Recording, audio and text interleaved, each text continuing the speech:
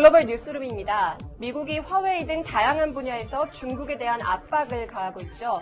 시진핑 중국 국가주석이 이런 와중에 히토류 업체를 방문했습니다.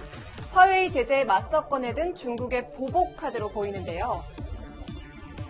히토류는 반도체 등 첨단 제품 생산에 꼭 필요한 원료입니다. 중국이 전 세계 공급량의 90% 이상을 차지하고 있고 미국도 히토류 수입의 3분의 2를 중국에 의존하고 있는데요. 시진핑 주석이 류허 부총리까지 이끌고 간 점으로 미뤄 대미 압박 메시지라는 해석이 나옵니다. 중국은 지난 2010년 일본과 영유권 분쟁을 벌일 때도 히토류 수출을 중단시켜 일본을 굴복시킨 적이 있습니다. 다음 소식입니다. 양복을 입은 한 정치인이 온몸에 하얀 밀크쉐이크를 뒤집어 쓰고 있습니다. 20여 년간 영국의 유럽연합 탈퇴를 주장해온 극우 정치인 나이절 페라지인데요.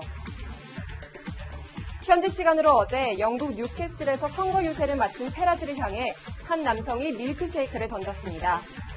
이틀 뒤인 23일부터 26일까지 유럽의회 선거를 앞두고 영국에서는 유럽연합 잔류파와 탈퇴파 간의 갈등이 고조되고 있는데요. 밀크쉐이크 세례도 이런 갈등의 표출이란 해석이 나옵니다. 마지막 소식입니다. 북한은 지난주 자국 화물선 와이즈 어니스트호에 대한 미국의 압류 조치를 비난하는 서한을 유엔 사무총장에게 보냈었는데요. 유엔은 북한의 서한을 검토 중이며 안보리가 다룰 문제라고 밝혔습니다.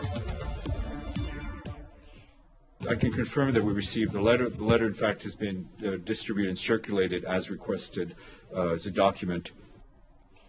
북한은 지난 18일 김성대사 명의로 구테르스 유엔 사무총장에게 서한을 보냈는데요.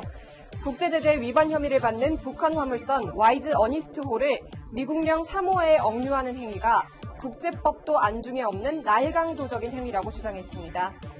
김성 대사는 오늘 밤 유엔 본부 내에서 기자회견을 열고 관련 주장을 펼칠 것으로 보입니다. 지금까지 국제부에서 채널A 뉴스 한수아였습니다.